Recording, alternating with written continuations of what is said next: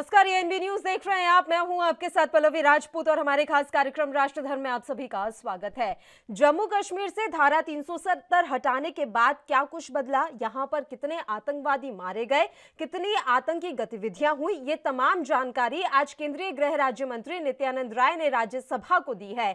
उन्होंने प्रश्नकाल के दौरान पूछे गए सवालों का जवाब दिया और इस जवाब के तहत जम्मू कश्मीर से जब से धारा 370 हटाई गई है तब से लेकर अब तक कुल 439 आतंकी मारे गए हैं। केंद्रीय गृह राज्य मंत्री नित्यानंद राय ने बजट सत्र के दौरान राज्यसभा को बुधवार को यह जानकारी दी। उन्होंने बताया कि इसके अलावा केंद्र शासित प्रदेश में 541 आतंकी संबंधित गतिविधियां भी हुई हैं।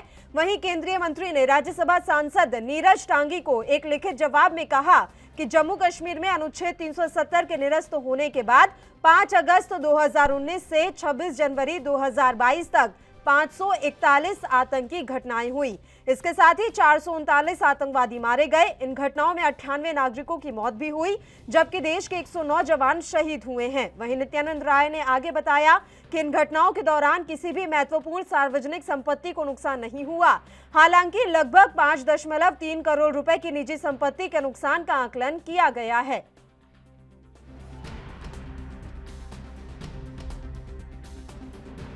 मैं स्पष्ट रूप से उनको कहना चाहूँगा कि जो उन्होंने पूछा है वह उत्तर सभा पटल बहुत ही सटीक रूप में रखा गया है, खंड वाइज। दूसरा है कि उन्होंने कहा कि जब विमुद्रीकरण हुआ है उसके बाद जाली नोटों के प्रचलन में भी क्या स्थिति आई है, बढ़ी है या घटी है।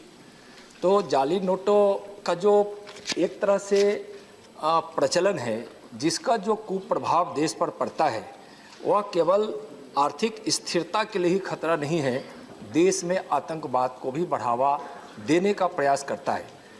माननीय मोदी जी की सरकार संकल्पित है कि हम देश की अखंडता के लिए और देश की आर्थिक व्यवस्था को सुदृढ़ करने के लिए हम किसी भी प्रकार के साजिश को हम बर्दाश्त नहीं करेंगे। और जहाँ तक नोटबंदी की बात आई है उसमें बहुत सारे अच्छे परिणाम आए हैं। नोटबंदी के कारण तो बहुत है, इस मूल प्रश्न से जुड़ा हुआ नहीं है, फिर भी माननीय सदस्य को हम कहना चाहेंगे कि इसके कारण जो काला धन था, काला धन को बाहर निकालने में बड़ी कामयाबी मिली है और आज इसको देश और दुनिया भी इसको देख रही है। नहीं, बिल्कुल आज जिस प्रकार के काला धन और दूसरा जो आतंकवाद, उग्रवाद और नक्सल इलाकों में जिस काले धन का उपयोग होता था वह एक बड़ी मात्रा थी और इस विमुद्रीकरण के कारण उस पर कमी भी आई है, विराम भी आया है। जहाँ तक जाली नोट के प्रचलन की बात है कि ज़्यादा आया है, ऐसा नहीं, इसकी कोई स्थिर प्रवृत्ति नहीं है, कभी बढ़ता है कभी घटता है। लेकिन जैसे 17 और 18 के उदाहरण इसमें हमने उत्तर में दिया है, तो लेकिन इस पर सरकार की संकल्पित है। और जो जाली नोटों का अगर यह क्वेश्चन का भाव यह है कि जाली नोट ज़्यादा अभी बरामद किए जाते हैं, इसका मतलब है कि सरकार अपने संकल्प के अनुसार उस साजिशों को नाकाम कर रही है जो जाली नोट के प्रचलन को भारतीय अर्थव्यवस्था में लाना चाहते हैं।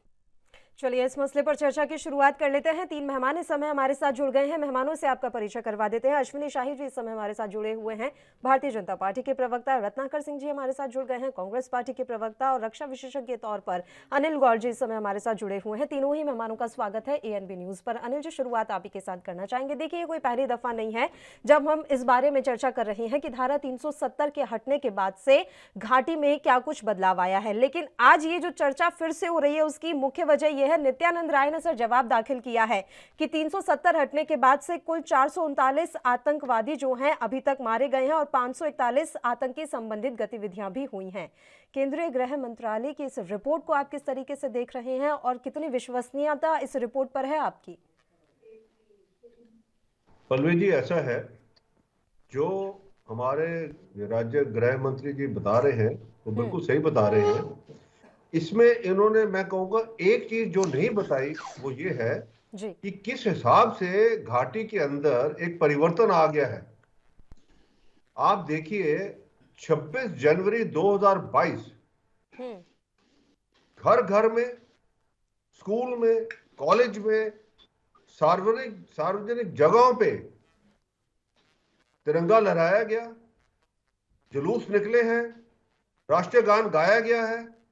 सबसे बड़ा जो बदलाव है वो ये है, वो ये दर्शा रहा है कि घाटी के लोग जो हैं वो इस आतंकवाद को अब पूरा रिजेक्ट कर गए हैं।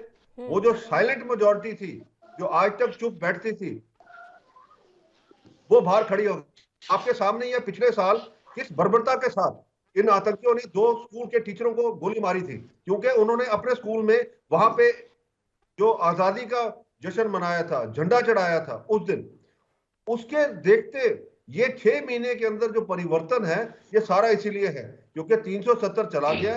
लोगों को पता है कि अब ये जो सेपरेटिस्ट लेके घूमते थे कि जी हम आजादी दिला रहे हैं हम आपको, जो पाकिस्तान ट्रेन टेररिस्ट थे वो दिखाते थे जी हम तो जी गन टॉटिंग वो है लोग, जैसे वो वाइल्ड वेस्ट, एक वो पिक्चर आती है ना जो वाइल्ड वेस्ट की, उस तरीके से अपने आप को एक लार्जर देन लाइफ पिक्चर दिखा रहे थे, वो चले गए। और साथ में जो सुरक्षा बलों की कार्रवाई है वो बड़ी क्लीन है। वो क्यों है?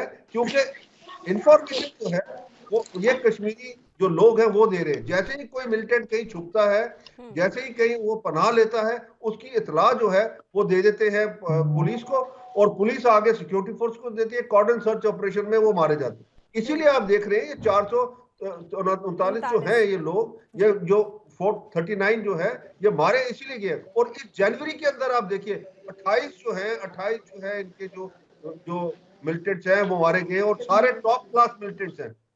अब जितने ये पाकिस्तान से ट्रेन होके आए हुए थे सारे, ये सारे के सारे मारे गए। और अब इसीलिए पाकिस्तान बुखला के ये जो आप देख रहे हैं कि ये जो पिस्टल किलिंग हो रही है, ये क्यों हो रही है? ये इसीलिए हो रही है कि एक दहशत का माहौल दोबारा बनाने के लिए। पर इसमें पूरा का पूरा फेलियर है। आप देखिए जो ऐसा इंसिडेंट करता है 24 घंटे के अंदर वो पकड़ा जाता है, और वो या तो मारा जाता है, अगर सरेंडर नहीं करता तो मारा जाता है। तो ये जो कार्रवाई है, ये परिवर्तन जो है, ये इसीलिए हुआ है क्योंकि आर्टिकल 370 का अबॉर्गेट करने से। अगर आर्टिकल 370 अबॉर्गेट नहीं होता, आज 2022 में भी आप देखिए लाल चौक के अंदर आज तक तिरंगा झंडा नहीं फैलाने दिया जाता था। क्यों नहीं दिया जाता था? किससे नहीं दिया जाता था? जो गवर्नमेंट थी वो नहीं फैलाने देती थी। वो कहते थी माहौल बिगड़ जाएगा। आज आप देखिए वहां पे तिरंगा झंडा भी फैलाया गया, वहां पे एनसीसी का बैंड डिस्प्ले भी हुआ, बच्चों ने डिस्प्ले किया, सारा राष्ट्रगान हुआ। ये चीज है, ये बदलाव जो है वो असली बदलाव है। बाकी आतंकी जो है, देखिए जो पैसे के लिए ये लोग जो पाकिस्तान से ट्रेन होके आ रहे हैं, जो लोग हमारे मुल्क के अंदर जो जयचंद हैं, जो पैसे के लिए अपना ईमान बेच रहे हैं, वो रहेंगे, उसका जो खात्मा है वो करेंगे। पर जो असली जो उपलब्धि है वो है कि हर घर में, हर कूचे पे और हर सार्वजनिक जगह पे हमारा तिरंगा लहराया है, राष्ट्रगान अब हुआ असल में है। लोगों के अंदर देशभक्ति आ रही है। अब असल में जम्मू कश्मीर के लोगों के अंदर देशभक्ति देखने को मिल रही है। अनिल जी, धारा 370 हटने के बाद रत्नाकर सिंह जी, सीधा सा सवाल है सर, देश किसके हाथों में ज्यादा सुरक्षित था, मनमोहन सिंह के या मोदी के? देखिए ये बहुत ही लंबा चर्चा का विषय है कि किसके हाथ में देश ज्यादा सुरक्षित था, क्योंकि बहुत सारे पॉइंट्स हैं जिसमें मैं गिना सकता हूं कि किस तरह से मोदी सरकार नाकामयाब हुई है अपनी नीतियों के चलते। वो लंबा चर्चा का विषय है। रही बात जम्मू और कश्मीर की, जैसा कि मेरे रक्षा विशेषज्ञ अभी बता रहे थे जी, मैं इनकी बातों से कुछ हद तक सहमत हूं। बाकी मैं भारतीय जनता पार्टी की उन नीतियों से जो उन्होंने जम्मू कश्मीर में अप्लाई किया है, जो लागू किया है, उन नीतियों से मैं बिल्कुल सहमत नहीं हूं। उसका कारण यह है कि भारतीय जनता पार्टी यही दावा करती थी कि नोटबंदी के बाद जम्मू कश्मीर में आतंकी हमले बंद हो जाएंगे। लोगों ने देखा कि किस तरह से नोटबंदी के बाद सबसे ज्यादा अगर आतंकी हमला हुआ है तो मोदी सरकार में हुआ है। मनमोहन सिंह से भी ज्यादा आतंकी हमला मोदी सरकार में हुआ। सबसे ज्यादा अगर सैनिक शहीद हुए हैं तो वह मोदी सरकार में हुए हैं। नो डाउट वहां पे तनाव बढ़ गए हैं 370 हटाने के बाद। अगर इनको लगता है कि सारी स्थिति अगर नॉर्मल हो गई है, सारी स्थितियां पहले के जैसे अच्छी हो गई हैं, वहां पे नॉर्मलसी आ गई है, तो आप वहां पे क्यों नहीं चुनाव करा रहे हैं? जनता की चुनी हुई सरकार को वहां पे क्यों नहीं ला रहे हैं? प्रश्न यहां पे है। यह सरकार दावा करती है सिर्फ, और दावा करती है कि हम वहां कटिबद्ध हैं लोकतंत्र बहाली के लिए, लेकिन करती नहीं है। देखिए, यही सरकार है जो दावा करती थी कि हम वहां पे इन्वेस्टमेंट लाएंगे, लेकिन देख लीजिए कितना इन्वेस्टमेंट आया है। उल्टा लोग जो है वहां पे 1990 के बाद सबसे ज्यादा अगर पलायन का हुआ है तो 2021 में हुआ है, मोदी सरकार, केंद्र में जब मोदी सरकार है उस समय हुआ है। यह आप आंकड़ा उखाड़ के देख लीजिए। इन्होंने दावा किया था कि वहां पे लोग आएंगे और वहां पे जमीन खरीदेंगे और वहां पे दूसरे प्रदेश के लोग आकर बसेंगे, लेकिन यही मोदी सरकार संसद में बताई थी कि सिर्फ 2 लोगों ने वहां पे जमीन खरीदा है। तो इनके दावे जो है वो बड़े बड़े होते हैं और उसका परिणाम एकदम शून्य होता है। यही रक्षा मंत्री जी कहते हैं कि हमारी सरकार बनने के बाद आतंकियों की घटना की कमी हो गई है, आतंकी घटना नहीं हुए हैं, लेकिन उरी, पठानकोट, पुलवामा जैसे बड़े हमले ने बता दिया है कि किस तरह से मोदी सरकार नाकामयाब हो चुकी है। देखिए, आज भी मैं इनको एक चीज यह बताना चाहता हूं कि जो केंद्र, अगर यह सरकार चाहती है कि नॉर्मलसी हो गई है, तो कांग्रेस पार्टी हमेशा से यह मांग करती आ रही है और करती रहेगी अभी कि आप जनता की चुनी हुई सरकार और जनता के द्वारा चुनी हुई सरकार वहां पे लाइए, चुनाव कराइए और लोगों के आत्मविश्वास को जीतिए। आप बंदूक के बल पे वहां पे सिर्फ झंडा फहराने का काम करेंगे और लोगों को दिखाएंगे कि हमने वहां पे नॉर्मलसी ला दिया है, तो यह नॉर्मलसी कुछ दिन तक रहेगी, जब तक कि बंदूक का जोर रहेगा। जो बीडीसी के चुनाव हुए थे उसे आप काउंट नहीं करते हैं? आप हमेशा के लिए बंदूक के जोर पे वहां पे नॉर्मलसी नहीं ला सकते हैं। बिल्कुल जब तक कि जनता के ये तो बताएं कॉन्फिडेंस सर, नहीं ले अभी जो सकते। बीडीसी के चुनाव वहां पर करवाए गए थे उसे आप काउंट नहीं करते हैं कि वो चुनाव कैसे शांतिपूर्ण तरीके से संपन्न हो गए? देखिए, वो सब चुनाव है, ठीक है, लेकिन जब राज्य की चुनी हुई सरकार वहां पे आएगी, विकास काम बढ़ेगा और लोगों का विश्वास चुनी हुई सरकारों के प्रति होता है, तो वह चुनी हुई सरकारों के प्रति अपनी विश्वसनीयता दिखाएंगे और वहां पे लोकतंत्र की बहाली होगी। हम वहां पे चाहते हैं कि लोकतंत्र की बहाली हो, बंदूक की ताकत वहां पे आतंकवादियों के खिलाफ जरूर हो, लेकिन कभी कभी यह भी देखने को मिलता है कि बंदूक की ताकत कहीं वहां पे आम जनता के लिए भी हो जाता है। अगर वह आतंकवादियों को घून के साथ, जैसे गेहूं के साथ घून भी पीसता है, उसी तरह आतंकी हमले जब होते हैं तो उसमें आम नागरिक भी मारे जाते हैं। तो यह सिलसिला बंद होना चाहिए, वहां पे लोकतंत्र की बहाली होनी चाहिए, चुनाव कराना चाहिए और जनता की चुनी हुई सरकार वहां पे लानी चाहिए और लोगों का विश्वास लोकतंत्र में लाना चाहिए। इस तरह की प्रक्रिया वहां पे बनानी चाहिए। वहां पे बंदूक की ताकत लंबे अरसे तक नहीं करना चाहिए, जैसा कि यह मोदी सरकार कर रही है अभी तक। ठीक है अश्विनी शाही जी, बात घूम फिर कर वहीं आती है, आप कितने ही आंकड़े पेश कर लीजिए, लेकिन वहां चुनाव कब होंगे? क्योंकि लोकतंत्र की बहाली इस समय सबसे ज्यादा जरूरी है जम्मू कश्मीर में। अनिल जी ने काफी चीजें गिना दिया और माननीय गृह मंत्री जी ने आज आंकड़े दिए आतंकवादियों के मारे जाने के और आम नागरिकों में के जो हलाक हुए हैं। अश्विनी जी थोड़ी देर के लिए सर आपको बीच में रोक रही हूँ, बस एक छोटे से ब्रेक के लिए हमें यहाँ पर रुकना है, फौरन हाजिर होंगे।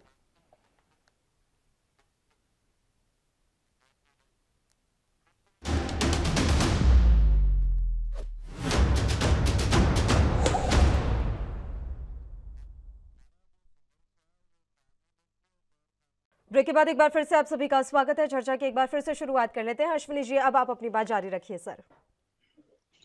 देखिए पल्लवी जी, मैंने अभी कहा कि हमारे रक्षा विशेषज्ञ ने जो बात बताया और बड़े सलीके से बताया, उसके पहले माननीय मंत्री गृह मंत्री जी ने सदन को बताया। कांग्रेस के साथी ने रक्षा विशेषज्ञ की बात को सही मानते हुए भी ले आकर चुनाव पर बात डाल दी।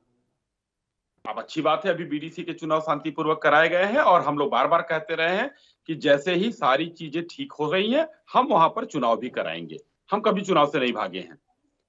लेकिन 370 हटने के बाद क्या झंडा लहराना कांग्रेस को अच्छा नहीं लग रहा है कि हमारा तिरंगा वहां लहरा रहा है जिसके लिए इतना संघर्ष करना पड़ रहा है? स्टेटमेंट सुनिए, मैंने बोला ये अच्छी बात है। ताकर भाई, मैंने बीच में नहीं बोला है, तिरंगा की बात करते, थोड़ा धैर्य रखिए।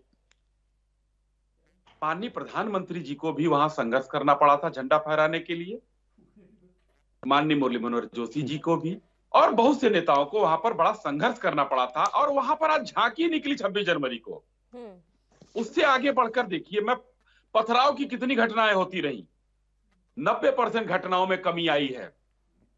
हम लोगों ने वहां पर 55,000 करोड़ रुपए का पैकेज दिया है और उसमें 35,000 करोड़ खर्च हो गए हैं। 21 योजनाएं पूरी हो गई हैं। निवेश के लिए 450 MOU हो चुके हैं, जिसमें 9 लाख लोगों को रोजगार मिलने की पूरी संभावना है। जैसे वो पटल पे आते जाएंगे। अभी 21 पूरे हुए हैं और धीरे धीरे आएंगे। लगभग 30,000 करोड़ का औद्योगिक विकास के लिए वहां पर हम लोगों ने पैसा भेजा। लैंड बैंक 30,000 कैनाल का वहां पर इकट्ठा कर लिया गया। रत्नाकर जी, बाहर से जाने वालों के लिए नहीं, उद्योग लगाने के लिए। और आपको बताएं, अब शिक्षा का विकास हो रहा है। 2 केंद्रीय विश्वविद्यालय, IIT, IIM, अस्पतालों में 2 एम्स का निर्माण हो रहा है, 2 कैंसर इंस्टीट्यूट का निर्माण हो गया है। तो ये सब क्या है? ये सब वहां के विकास के लिए जो है बैक टू विलेज नाम की एक योजना है। 50,000 लोगों को स्वरोजगार से जोड़ने की योजना है, जिसमें 19,000 लोगों को ऋण मिला है। 4500 महिलाएं हैं उसमें। दूसरी एक योजना बताते हैं, हौसला योजना करके महिलाओं के लिए चलाया गया है। महिलाएं उससे जुड़ रही हैं। 1800 से 2000 मकान जो है कश्मीरी पंडितों के लिए 1 रूम सेट बनाकर वहां तैयार किए गए हैं। तो ये सब क्या हो रहा है? ये जम्मू कश्मीर के विकास के लिए जो भारतीय जनता पार्टी की सरकार कर रही है, ये कांग्रेस को कैसे अच्छा लगेगा? वो दर्द होगा, क्योंकि हमेशा कांग्रेस ने जहां पर भी देखा, आज तक तो एक छत्र राज्य किया इन लोगों ने। इनको कुछ भी रहे, कोई बुराई नहीं है। सेना का जो प्रमुख है वो खून का सौदागर था, देश का सबसे बड़ा गुंडा था, इन्हीं लोगों ने कहा था। आज उन सब चीजों को भारतीय जनता पार्टी की केंद्रीय सरकार ने माननीय प्रधानमंत्री जी के नेतृत्व में वहां पर ये सब किया है। और हमारे मनोज सिन्हा जी वहां पर आज बैठे हुए हैं। ये सब विकास कार्यों के वो लीडर बने हैं। उनको एक ये सहरा जाएगा आगे कि किस तरीके से वहां के लोगों में एक सेना की भर्ती, ये तो मैं भूल रहा था, सेना की भर्ती में जो पहले आतंकवादी बनते थे लोग, सेना के भर्ती में वहां के नौजवान लाइन लगाकर खड़े हैं। अब ये आमूल चूल परिवर्तन हो रहा है वहां। रत्नाकर भाई, आप लोग थोड़ा हिंदुस्तान के रहने वाले हैं, बहुत वैल्यूएबल हैं सर। ये वाले सेंटिमेंट्स बहुत वैल्यूएबल हैं कि वहां पर अब तिरंगा लहरा रहा है, झांकियां निकल रही हैं, इससे कोई इनकार नहीं कर रहा है। बहुत ही महत्वपूर्ण चीजें ये हैं। लेकिन जिन लोगों के लिए आपने धारा 370 हटाई, या जो विश्वास आप लोगों को पैदा करना चाहिए था, कश्मीरी पंडितों के आवाज के बारे में अभी आप जानकारी दे रहे थे सर, कितने वहां पर आकर बस गए? 15 दिसंबर 2021 को ही नित्यानंद राय ने यह जवाब दाखिल किया था सर सदन में कि अभी तक महज 7 प्लॉट खरीदे गए हैं, वो भी जम्मू डिवीजन में, कश्मीर में नहीं खरीदे गए। तो आप ये भी तो बताएंगे ना कि वहां लोगों में अभी विश्वास क्यों नहीं पैदा हो पा रहा है कि हम जाकर वहां फिर से बस जाएं? क्या डर है, क्या माहौल है, क्या पर्दे के पीछे की कहानी कुछ और है? नहीं, पल्लवी जी, मैं इसमें बताना चाहूंगा, जो कांग्रेस के लोग भी कह रहे हैं और सब वहां पर पूछा जा रहा सवाल। देखिए, इतने दिनों का खराब किया हुआ माहौल, समय तो लगता है। धारा 370 हटे कितने साल हुए? अभी 2.5 साल भी नहीं हुआ पूरा। लेकिन ये आमूल चूल परिवर्तन जब होगा, आप जब वहां उद्योग देंगे, आप वहां पर्यटन उद्योग को बढ़ावा देंगे, वहां के युवाओं को नौकरी की बात करेंगे, तब जाकर वहां खुशहाली आएगी। और वही युवा और वही लोग उसी आतंकवाद का विरोध करेंगे और हमारे कश्मीरी पंडित जो इंफ्रास्ट्रक्चर तैयार किया जा रहा है उसका लाभ उठाएंगे जाकर। थोड़ा समय लगता है, सालों, कब से देश में जम्मू कश्मीर में ये चीजें चली आ रही हैं। आज 2.5 साल में ही बहुत कुछ देखने को मिला है पल्लवी जी। और आने वाले दिनों में आप देखिएगा कितना बेहतर प्रयास किया जा रहा है, जिससे कश्मीरी पंडित वहां फिर से वापस अपने घर को लौटना तो शुरू किए हैं ना। अब 2 ही आए, 10 आए, उसकी बात नहीं है, आने का जज्बा तो दिखाया लोगों ने। आपने उस लड़की की आवाज सुनी जिसके पिता को गोली मार दी जाती है दुकान पर? उस लड़की ने कहा, आओ हमसे लड़ो। ये जज्बा है वहां के कश्मीरी पंडितों का। उसने क्या कहा था? उस लड़की के हिम्मत है किसी के? कांग्रेस का कोई नेता वहां गया? लेकिन कांग्रेस के लोग यहां बैठकर ये सब चीजें करेंगे। भारतीय जनता पार्टी पूरे अपने देश को, चाहे कश्मीर हो या कन्याकुमारी हो, 140 करोड़ की बात करते हैं माननीय प्रधानमंत्री जी। और जम्मू कश्मीर की जो ये दिक्कत थी, इसको धीरे धीरे बहुत जल्दी हम समाप्त कर ले जाएंगे। बताइए रत्नाकर जी। एक बात मैं शुरू में यही कहूंगा कि इनकी जो ये योजनाएं गिना रहे थे, ये योजनाएं सब किताबी हैं और वादे सब जुबानी हैं। उसका एक उदाहरण मैं देता हूं, आप समझ जाएंगे कि किस तरह से इनकी योजनाएं सब जुबानी होती हैं। इन्होंने पैकेज की बातें कर रहे थे, 55,000 करोड़ का पैकेज दिया है। धरातल पे कितने इनके पैकेज पहुंचते हैं, मैं आपको एक उदाहरण से समझा देना चाहता हूँ। कोरोना काल में जिस समय लोगों को सबसे ज्यादा जरूरत थी, उस समय सरकार ने एक 20 लाख करोड़ का पैकेज लाया और ये राहत पैकेज के नाम पे इन्होंने कहा कि हम राहत पैकेज दे रहे हैं, लेकिन इन्होंने राहत पैकेज नहीं दिया, इन्होंने लोन बांटने का काम किया। जिसके का वो क्या लोन लेगा जिसका कारोबार कोरोना में बंद हो गया है। तो ये झूठा दिखावा करते हैं कि हमने राहत पैकेज दिया है, लेकिन इन्होंने 20 लाख करोड़ लोन बांटे हैं। आप देखिए अंत में ये 5 किलो चना, 10 किलो गेहूं इस तरह के राशन पे आके टिक गए हैं, उसके अलावा कुछ है नहीं। देखिए हमेशा से बीजेपी जो है सुविधा की राजनीति करती आ रही है। जब इनको लोकतंत्र में विश्वास दिखाना था, बोल रहे थे कि हमें लोकतंत्र बहाल करना है, तो उस समय पीडीपी के साथ हाथ मिला के सरकार बनाते हैं, सत्ता की मलाई काटते हैं। लेकिन जब लोकतंत्र की बहाली करने का इनका दायित्व बनता है, उस समय यह बहाना करते हैं कि अभी वहां परिस्थिति ठीक नहीं है। हम यही कह रहे हैं आपसे कि वहां परिस्थिति ठीक नहीं है। वहां पे आपने परिस्थितियों को बद से बदतर कर दिया है। वहां पे नॉर्मलाइजेशन की जगह आप जो कह रहे हैं कि झंडा फहरा दिए, हाँ, और हमको यह बुरा लग रहा है। झंडा तो आप लोगों ने नहीं फहराया, आरएसएस के मुख्यालय पे 62 साल तिरंगा नहीं फहराया है। तिरंगा से किसे प्यार है? हमें प्यार है कि आपको प्यार है? आप तो तिरंगा से तिरस्कार करते रहे हैं जीवन भर, आजीवन भर। अरे यही लोग जो है जो कश्मीरी पंडित का राग अलाप रहे हैं। जब 1990 में 4 लाख कश्मीरी विस्थापित हुए थे, उस समय बीपी सिंह की सरकार थी, और बीपी सिंह की सरकार किसके समर्थन से चल रही थी? यह भारतीय जनता पार्टी के लोगों के समर्थन से चल रही थी। तो उस समय कश्मीरी पंडित इनको याद नहीं आ रहे थे, आज इनको कश्मीरी पंडित याद आ रहे हैं। आपने कितने कश्मीरी पंडितों को पुनर्स्थापित किया है? आपने 2021 में 1990 के बाद 2021 में सबसे ज्यादा पलायन हुआ है वहां पे। ये क्या बात करेंगे? झूठे दावे करते हैं ये लोग।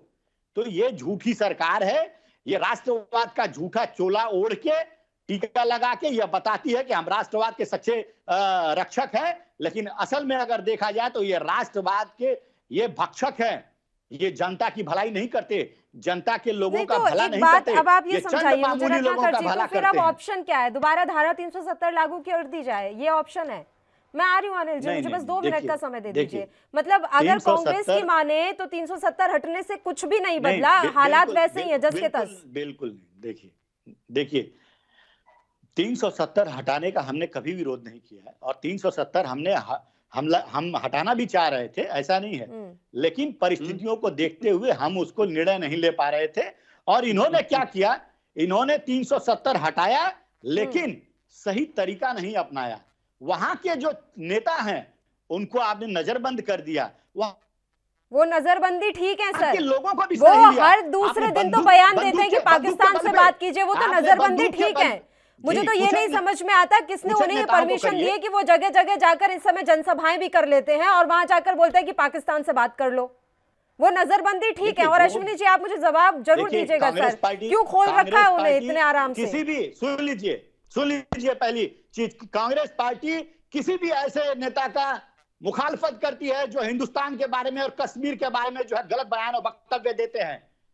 कोई भी नेता ऐसा है उसको गिरफ्तारी किया जाए, उसको देशद्रोह का उस पे केस किया जाए। अभी आप ही को कष्ट हो रहा था कि उन्हें नजरबंद किया हुआ है। पहली बात सुन लीजिए। बताइए रत्नाकर जी।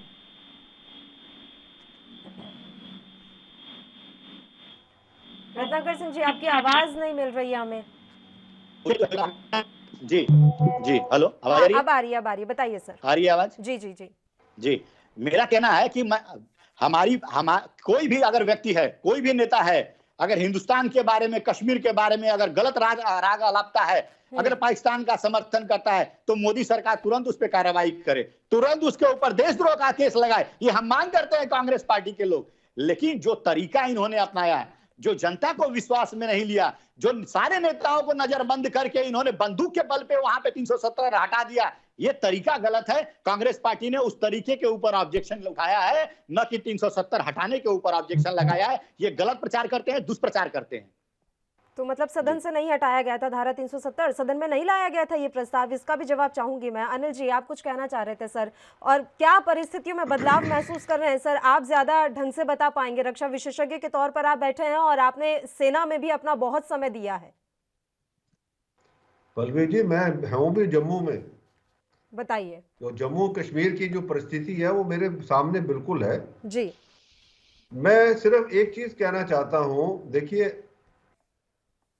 एक आदमी था यूसुफ शाह, वो टीचर था और उसने इलेक्शन लड़ा 87 का,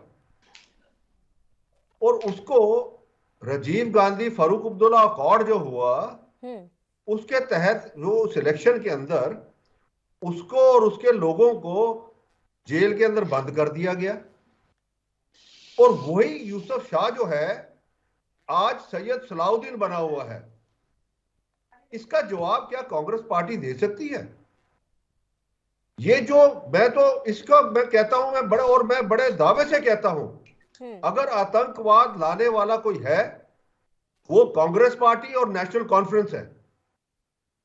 यहां 35 साल जो हम जम्मू कश्मीर के अंदर जूझे हैं उसका पूरा मैं इस बात का विरोध करता हूं।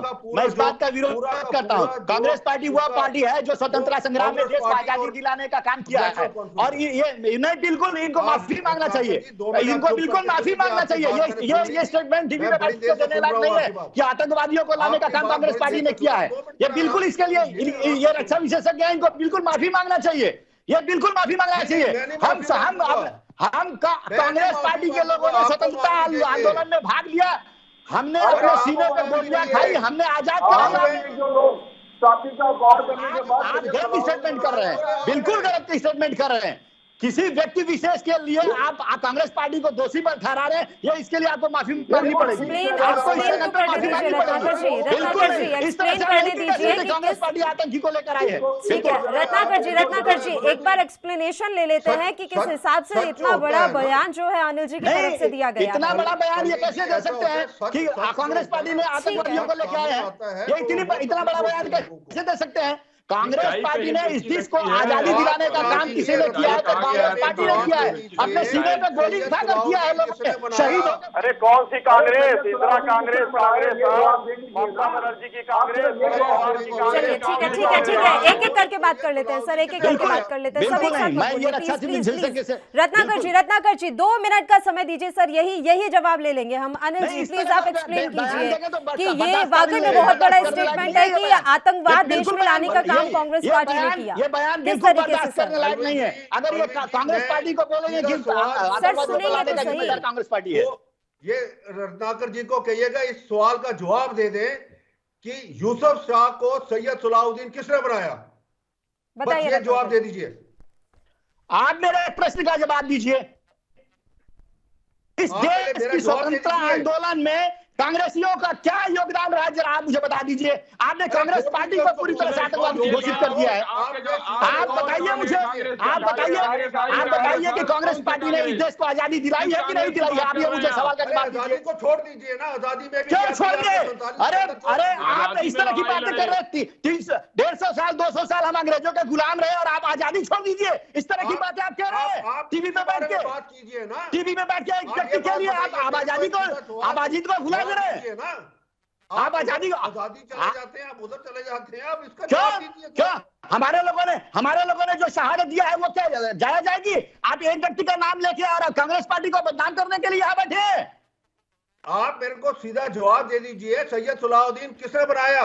यूसुफ शाह को प्रश्न का जवाब दीजिए, क्योंकि आपने बोला कि कांग्रेस पार्टी आतंकवादियों को लेकर आई है, तो आप मुझे ये जवाब दे दीजिए।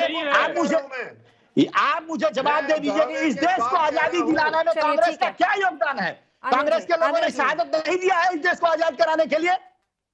ठीक है अनिल जी, देखिए वो जो आप पूछना चाह रहे हैं उसका जवाब अभी बिल्कुल देना चाहिए, इसके लिए इनको माफी मांगना चाहिए सर। वो नहीं दे सकते पल्लवी जी, बिल्कुल माफी मांगना चाहिए इनको इसके लिए। 87 का जो ये शहादत भुला दिया है लोगों की, अकॉर्ड हुआ उसकी वजह से मिलिटेंसी आई। ये नहीं जवाब दे सकते। नॉर्मलसी की बात करते हैं, झंडा फहर गया तो नॉर्मलसी क्रिएट हो गई। अरे आपने वहां पे जितने भी जो जनता है, जनता के दिलों में कितना विश्वास जताया है आपने। रत्नाकर जी देखिए, पहली बात तो ये कि अनिल गौर जी किसी पार्टी से संबंध नहीं रखते हैं, और दूसरी बात ये कि वो खुद सेना को समय दे चुके हैं। सर, सेना में उनकी सेवाएं रही हैं, जम्मू के वो निवासी हैं, तो वो बेहतर तरीके से समझ रहे होंगे ना वहां पर क्या स्थितियां बनी हुई हैं, किस तरह की परिस्थितियां पहले थी। एक बार ठंडे दिमाग से उनकी बात तो सुन लें हम। देखिए, मैं सेना में रहे हैं, मैं इनकी इज्जत करता हूँ, ये सेना में रहे, मैं इनकी इज्जत करता हूँ, मैं इनकी इज्जत करता हूं, लेकिन मेरी पार्टी को आतंकियों की पार्टी कह के ये बदनाम नहीं कर सकते। इसके लिए इनको माफी मांगना चाहिए। अरे कौन पार्टी, इसलिए इनको माफी मांगना चाहिए। ये सेना में रहे हैं, मैं इनकी पूरी इज्जत करता हूँ, मैं सम्मान करता हूँ उस बात का। लेकिन अगर ये कांग्रेस पार्टी को आतंकियों की पार्टी कहेंगे तो मैं इसके लिए, मैं इस चैनल पे बैठ के जब तक ये माफी नहीं मांगे मैं आगे कंटिन्यू नहीं कर सकता। जो पार्टी देश के लिए इतना बलिदान की है, जो पार्टी नहीं बिल्कुल नहीं, जो पार्टी देश के लिए, देश की आजादी के लिए अपना सर्वस्व न्यौछावर कर दी, दो प्रधानमंत्रियों ने अपना शहीद हो गए इस देश के लिए, वो पार्टी को आतंकवादियों की पार्टी कह रहे हैं। कांग्रेस आपने भूल गए शहादत इंदिरा गांधी और राजीव गांधी की शहादत को भूल गए। ये सब कांग्रेसी झूठ बोलते हैं, कोई शहादत नहीं हुई है। एक आदमी का नाम गिनाइए जिसने शहादत दी हो। अब अश्विनी जी आप तो ऐसे मत बोलिए सर, देखिए स्वतंत्रता संग्राम का पूरा इतिहास आप जानते हैं सर, तो अब ऐसे भी मत कहिए कि कोई योगदान नहीं रहा या कांग्रेस पार्टी ने 70 सालों में कुछ नहीं किया। सुनकर थक गए हम लोग। पल्लवी जी कौन सी कांग्रेस, कौन सी कांग्रेस, हम पूछ के रहे हैं कौन सी कांग्रेस। कांग्रेस आई, कांग्रेस वो जो है शरद पवार जी की कांग्रेस की, ममता बनर्जी जी की कांग्रेस, जवाहरलाल नेहरू की कांग्रेस सर, जवाहरलाल नेहरू की कांग्रेस वो है कहाँ? आप ही के बगल में बैठे हुए रत्नाकर जी। बनाई। ये क्या बात करेंगे, ये अंग्रेजों के पिट्ठू लोग हैं, ये क्या बात करेंगे, ये सावरकर की है, ये सावरकर की औलादे हैं, ये क्या बात करेंगे। इन्होंने माफीनामा लिख के दिया था जब लोग फंदा चूम रहे थे वहां पे जब जेलों में फंदा चूम रहे थे, तो सावरकर बैठ के वहां पे अंडमान निकोबार में अंग्रेजों से माफीनामा लिख रहे थे। 6 बार माफीनामा लिखा है, ये क्या बात करेंगे ये माफी गिर लोग, खानदान के किस आरएसएस के पिट्ठू लोग। जब सुभाष चंद्र बोस वहां पे लोगों की, भारतीय लोगों को अपनी सेना में भर्ती कर रहे थे, आजाद हिंद फौज में भर्ती कर रहे थे, तब यहाँ सावरकर के लोग जो है वो अंग्रेजों के सेना में लोगों को भर्ती करवा रहे थे।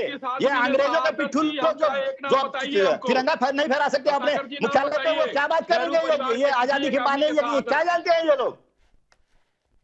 आप बताइए किसी नेहरू परिवार के एक आदमी के शहादत का नाम बताइए, किसने दी शहादत? नेहरू परिवार का इंदिरा नाम गांधी ने बताइए। अपने घर के लिए शहादत किया है क्या? राजीव गांधी ने अपने घर के लिए शहादत किया है क्या? आप अपने जरा शहीदों का नाम बता दीजिए, संघियों के शहीदों का। कितने संघी शहीद हुए भारत की आजादी में, कितने संघी शहीद हुए भारत की आजादी में, ये भी तो बता दीजिए। ठीक है अब सवाल करेंगे, अब वापस आ जाते हैं सर अपने मुद्दे पर। ठीक है सर, हो गया। एक नाम बताइए। अनिल गौर जी, सवाल सर ये है कि 370 हटने के बाद हमने क्रांतिकारी कहाँ चले गए, कितना बदल गया कश्मीर। सर एक बार फिर से देखिए, हेल्दी डिस्कशन कर लेंगे तो बेहतर रहेगा। अनिल जी, मैं उसी पे आता हूँ। देखिए अब ये बात रही यहाँ के जो माहौल बदलने की। हाँ। आप देखिए डीडीसी इलेक्शन हुए, बीडीसी इलेक्शन हो गए। अब जो इलेक्शन जो है जो हमारी जो लेजिस्लेटिव असेंबली के हैं वो इसलिए नहीं हो रहे क्योंकि अभी पहले डिलिमिटेशन हो रहा है। जम्मू की मांग आज तक ये थी कि जम्मू को दबाया गया है, उसको प्रॉपर रिप्रेजेंटेशन नहीं मिली। और अब जब ये पूरा का पूरा एक डिलिमिटेशन का एक्सरसाइज चल रही है, उसकी डिलिमिटेशन कमीशन बनी है, मार्च के एंड तक उन्होंने रिपोर्ट देनी है, उसके बाद में जो कॉन्स्टिट्यूएंसीज बनेगी और उसके बाद में इलेक्शन होंगे। ये तो कार्रवाई चल रही है, इसमें कोई दो राय नहीं है। हाँ, जो अब आप आ जाइए इसके ऊपर कि इन्वेस्टमेंट के ऊपर देखिए, अभी जिस हिसाब से बाहर का इन्वेस्टमेंट आ रहा है, यहाँ की जमीन खरीदने की बात इन्होंने की जी, 2 आदमियों ने खरीदी, वो निजी लोगों ने खरीदी है। बाकी जो जमीन है वो होटल्स के लिए, इंडस्ट्री के लिए और बाकी प्रोजेक्ट्स के लिए जो है वो गवर्नमेंट दे रही है लीज के ऊपर उनको। और जितना पैसा वो आ रहा है वो सारा आपके सामने दिखेगा। अभी आज की डेट में मैं बताऊं 43,000 करोड़ की जो इन्वेस्टमेंट है वो उधमपुर के इंडस्ट्रियल एस्टेट, घाटी के अंदर, आपका कठुआ के अंदर और साथ में कश्मीर के अंदर वो हो रहा है। उसके एमओयू साइन हो गए हैं। इसके अलावा गवर्नमेंट जो है एक ड्राई पोर्ट की जो है वो एस्टेब्लिश करने लगी है। ये सारा का सारा जो है ये सारा चल रहा है सिलसिला। मैं बीजेपी से हूं ना मैं हूं कांग्रेस से। मैं तो ऊपर ओवरऑल देखता हूं, जम्मू कश्मीर का रहने वाला हूं, जम्मू का निवासी हूं। मैं ओवरऑल जो पैनी नजर से दिखता है मेरे को कि क्या हो रहा है ऑन ग्राउंड, मैं उसका बयान करता हूं। अब इनको लगता है कि देखिए जी मैं उनके खिलाफ बोल रहा हूं, जो उनको लगे, मेरे को उससे कोई मतलब नहीं है। जो सच्चाई है वो सच्चाई सामने है। कभी बीजेपी वालों को लगता है कि जी मैं बीजेपी के खिलाफ बोल रहा हूं, कोई बात नहीं, जो सच्चाई है वो सच्चाई है। जहां बीजेपी गलत है मैं उनको कहता हूं वो गलत है। अश्विनी तो शाही जी, ओवरऑल जो माहौल एक बना है जी, वो बना है एक उम्मीद का कि जम्मू कश्मीर जो है इस 30-35 साल की मिलिटेंसी से बाहर निकल रहा है और यहाँ पे आगे की कार्रवाई चल रहेगी। और उसके लिए जो लोग हैं, मैं फिर बार बार कहता हूं, जो साइलेंट मेजॉरिटी थी कश्मीर घाटी के अंदर, जो लोग चुप रहते थे, आज वो जो लोग हैं वो सामने आ गए हैं और वही जो लोग हैं इस मिलिटेंसी के खिलाफ खड़े हो गए हैं और वही बदलाव लाएंगे और वही इंश्योर करेंगे कि पीस एंड नॉर्मलसी जो है वो आएगी। सर देखिए, ये केंद्रीय गृह मंत्रालय के ऑफिशियल डेटा है सर कि 2008 से लेकर 2013 का अगर हम पूरा आंकड़ा उठाकर देखें तो वहां पर सैनिकों की शहादत की अगर हम बात कर लें या आतंकी घटनाओं की बात कर लें, वो 2014 के बाद से कम ही थी सर। देखिए, अगर हम बात कर रहे हैं आतंकी घटनाओं की तो वो भले ही ज्यादा थी, लेकिन सैनिकों की शहादत इतनी नहीं होती थी, जो कि 2014 के बाद से हमने आंकड़े अभी जुटाना शुरू किए, उसमें नजर आ रही है। पल्लवी जी, आप ना ये आंकड़ों के ऊपर ऐसे है कि ये ज्यादा आंकड़ों के ऊपर ध्यान ना ऐसे मत दीजिए, क्योंकि इसमें ऐसा होता है कि जब दिया बुझने लगता है ना वो ज्यादा रोशनी देता है। पाकिस्तान की जो बुखलाहट है, आप इससे देख लीजिए कि उन्होंने अपने जो अंडरग्राउंड ओवरग्राउंड वर्कर हैं उनको कहा है कि भाई जो वहां पे जो अभी तक इतने 35 साल से जो वो पाल रहे थे उनको, कि भाई आप जो है रैंडम किलिंग करिए। वो क्यों करे? क्योंकि उनके जो ट्रेंड टेररिस्ट थे वहां वो मारे गए हैं। अब देखिए, इसके अंदर जब ऑपरेशन होता है उसके अंदर शहादत तो होगी। ये तो नहीं हो सकता कि भाई आपकी शहादत, क्योंकि आप एक टेररिस्ट जो कहीं छुपा हुआ है उसको बाहर निकालना है आपने, तो जब तक आप उसके उस तरफ नहीं बढ़ेंगे वो नहीं निकलेगा। तो इसलिए ये जो आंकड़े हैं, समझ लेते हैं कि पहले बाहर ही नहीं निकाले जाते थे, छुपे हैं तो छुपे हैं, वो अपना काम कर रहे हैं तो कर रहे हैं, उन्हें बाहर निकालने की हिम्मत नहीं थी। अभी तक उनकी इंफॉर्मेशन नहीं आती थी पुलिस को। चलिए सर, एक और मेहमान इस समय हमारे साथ जुड़ गए हैं, संदीप त्रिपाठी जी, कांग्रेस के नेता हैं। संदीप जी, मैं आपका रुख करूंगी, उससे पहले मुझे अश्विनी जी से एक सवाल लेना था। सर, ये आपके लिए कहीं कलंक तो नहीं बन गया है कि पीडीपी के साथ मिलकर आपने जम्मू कश्मीर में सरकार चलाई थी, अब आप राष्ट्रवाद का नारा लेकर आगे बढ़ रहे हैं? राष्ट्रवाद का नारा भारतीय जनता पार्टी का पहले से ही रहा है। ऐसा नहीं कि एक अकेली भारतीय जनता पार्टी जिसने राष्ट्रवाद का नारा दिया, और आज देश जन जन में राष्ट्रवाद का नारा फैला चुकी है और आज उसी पर माननीय मोदी जी पर लोगों को भरोसा भी है। अभी हमारे कांग्रेस के दूसरे साथी थे, वो बोल रहे थे कि इनके जो योजनाएं चलती हैं वो कितना पैसा पहुंचता है। देश के एक प्रधानमंत्री जो इनके नेता थे, जो आज नहीं है हम लोगों के बीच में, वही उन्होंने अपने भाषण में कहा था ना कि 15 पैसा पहुंचता है और हम 1 रुपया भेजते हैं। आज हमारी योजनाएं जो जाती हैं वो डायरेक्ट जो है डीबीटी के माध्यम से किसानों तक भी पहुंच रही हैं, लोगों तक भी पहुंच रही हैं। आज हमारी योजनाओं का पैसा योजनाओं पर खर्च हो रहा है। मैंने जैसे बताया 55,000 करोड़ में 35,000 करोड़ रुपए खर्च हो चुके हैं, 21 योजनाएं पूरी हो चुकी हैं। उसमें भी उनको, कांग्रेस को दर्द है ये बात। तो ये दर्द नहीं होना चाहिए, क्योंकि जैसा वहां देखा जा रहा है, जो माहौल है। हाँ, आपने जो शहादत वाली बात की, वो शहादत देखिए जो हुई है उसको अभी अनिल जी ने एक्सप्लेन किया कि कैसे हुई, क्या हुई, ये आंकड़ों पर वो दुखद है। लेकिन कश्मीर के विकास के लिए लोकतंत्र की बात की, चुनाव कराने की, परिसीमन चालू है, वहां का परिसीमन चालू है। धीरे धीरे जैसे परिसीमन का काम खत्म होगा, चीजें सामान्य होनी शुरू हो गई हैं। जब सामान्य तक हम ले आएंगे, हम चुनाव भी कराएंगे वहां। पहले वहां का विकास जो 30-35 आजादी के बाद से जब से वहां पर आतंकवाद पनपा है, वहां पर क्या था, पर्यटन ही मेन वहां का वो है, आकर्षण है। पूरे देश विदेश के लोग पर्यटन में जाते हैं। इतने आतंकवादी थे कि पर्यटन ही खत्म हो गया था वहां के लोग जो है डल झील के शिकारे पर, वहां पर लोग रोजी रोटी को तरस गए थे किस तरीके से कोई सैलानी नहीं जाता था वहां। आज हर आदमी वहां जाने के लिए बेचैन है कि हमको भी कश्मीर होके आना है, क्योंकि वो स्वर्ग है, हिंदुस्तान में धरती का स्वर्ग कहा जाता है वो। तो ऐसा माहौल आज हमने किया है कि आज वहां पर लोग जा रहे हैं। हाँ, और जहां आतंकवादी छुपे हैं वहां उनको अब खोजकर मार भी रहे हैं। चलिए। सेना हमारी इतनी इस समय इकबाल बुलंद है सेना का, वो हाँ। मार रही है। तो आतंकवादी जो मुख्य है मारे गए हैं छुटपुट। और देखिए सरेंडर भी तो देखिए आप कितना हो रहा है। सेना में भर्ती जो नौजवानों की मैंने बात कही आपसे पहले से, आज एक उनके अंदर में माहौल अच्छा बना है, तभी तो सेना में भर्ती के लिए लोग आ रहे हैं। वहां के लोग खेल में जा रहे हैं, वहां कुछ होता ही नहीं था। क्यों? खेलों का चाहे सफाई कर्मचारी जो है चाहे वो कुछ भी रहे वो वही रहेगा। ये सब नियम कानून हटाए गए वहां से। 370 जो है कांग्रेस इसीलिए विरोध करती रही कि इनका वहां पर जो है इनको चाहिए नहीं।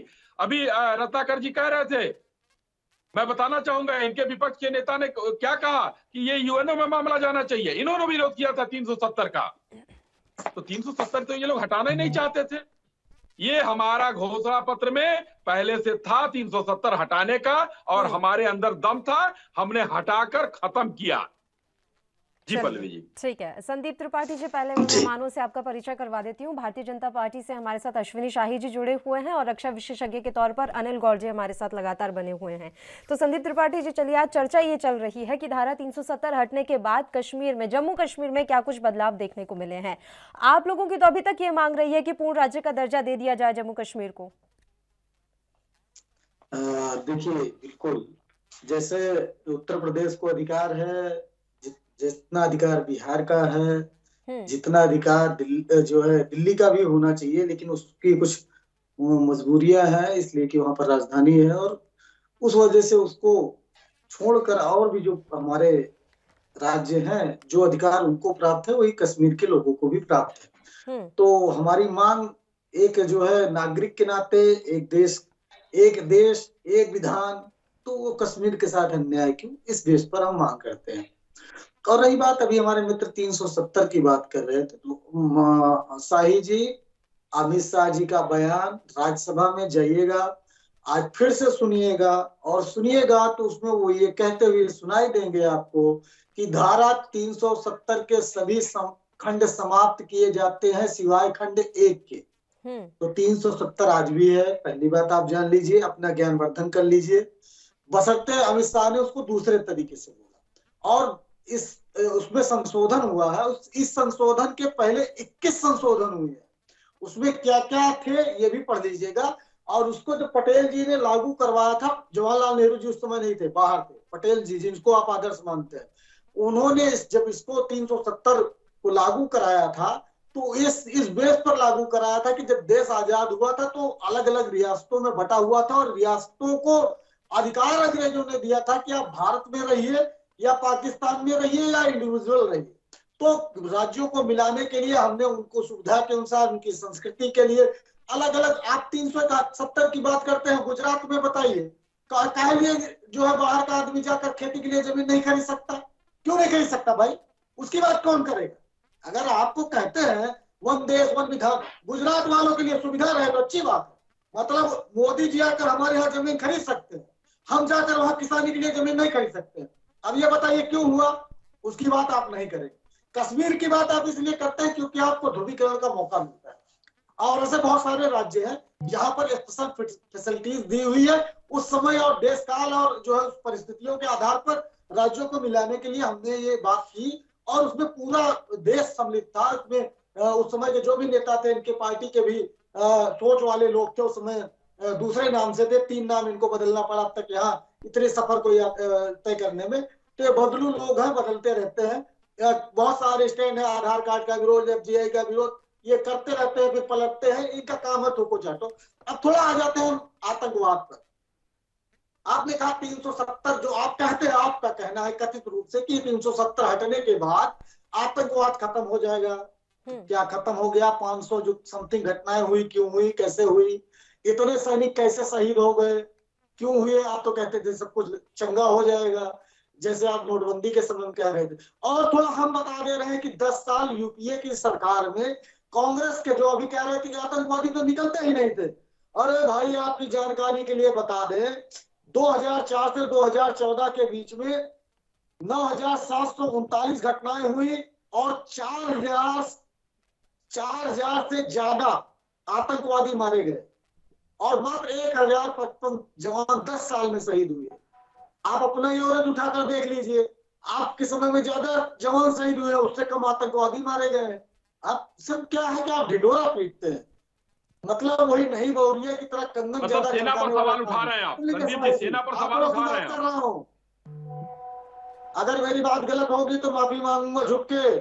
सुन लीजिए, अब आपकी जानकारी के लिए एक और मजेदार आंकड़ा आपको दे देता हूं। आप अगर ये कहते हैं कि ये पहले नहीं हुआ है, तो लगभग अब तक 80,000 आतंकवादी मारे गए हैं। 1990 के बाद जब वहां टेररिज्म फैला, जब आपकी सरकार थी वहां पर, जब कश्मीरी पंडितों को भगाया गया, तब जनता दल के साथ जब आप सरकार में थे, जब कश्मीरी पंडितों को मार कर भगाया जा रहा था, तब सरकार के मजे आप ले रहे थे जनता दल के साथ। और जिसका आरोप आप कांग्रेस के ऊपर लगाते हैं, उसके बाद लगभग 80,000 आतंकवादी मारे गए। आप वहां कहते पर फारूक अब्दुल्ला के साथ सरकार में कौन था? तो फारूक अब्दुल्ला के साथ कौन था? सवाल उठा रहे हैं। जो सैनिक इन ऑपरेशनों में शामिल रहे हैं, जिन्होंने शहादत दी है 1,000 के ऊपर, उन सैनिकों की शहादत पर सवाल उठाते हैं। ये सर्व करने लायक है। कल की राष्ट्रवाद की बात करते हैं राजनीति के लिए, मतलब 2014 के पहले का जो सैनिक ऑपरेशन हुआ वो ऑपरेशन ही नहीं, 71 की जीत ही नहीं है। मतलब जो सैनिकों ने युद्ध लड़ा वो जीत ही नहीं। शर्म करिए। अगर आप देश की बात करते हैं कि ये राष्ट्रवाद की बात करते हैं, तो ये आपका कैसा फर्जी राष्ट्रवाद है? ये कैसा फर्जी राष्ट्रवाद है कि चीन और पाकिस्तान आज इकट्ठा होकर लड़ने के लिए तैयार है? ये आपकी विदेश नीति है। आप जो है चाइना से सामान भी खरीदेंगे और जो दीपावली आएगा चीन की झालर जलाएंगे, यही आपका राष्ट्रवाद है। अरे भाई जमीन तो नेहरू जी ने दान कर दिया था, उसकी बात भी कभी कभी कर लिया करिए चाइना की। पाकिस्तान को जवाब देते हैं उसी तरह तो जमीन दान किया था नेहरू जी ने, उसकी भी बात कर लिया करिए। कांग्रेस के लोग उसकी भी बात कर लिया करें, जो नेहरू जी ने जमीन दान कर दिया था चीन को, उसकी बात नहीं करेंगे। और राहुल गांधी ट्वीट करेंगे, उसकी बात जरूर करेंगे। बिल्कुल कर लेते हैं। शाही जी ने कहा कि नेहरू जी ने दे दिया। चलिए भाई, हम अगर आप ये कहते हैं कि 71 की लड़ाई सैनिकों ने लड़ी और सैनिकों ने जीती, और 65 की लड़ाई सैनिकों ने लड़ी और उसी चीन के खिलाफ और हमने जीती, और 62 की लड़ाई अगर हम हारे तो हम मानते हैं कि हम हारे, सेना नहीं हारी।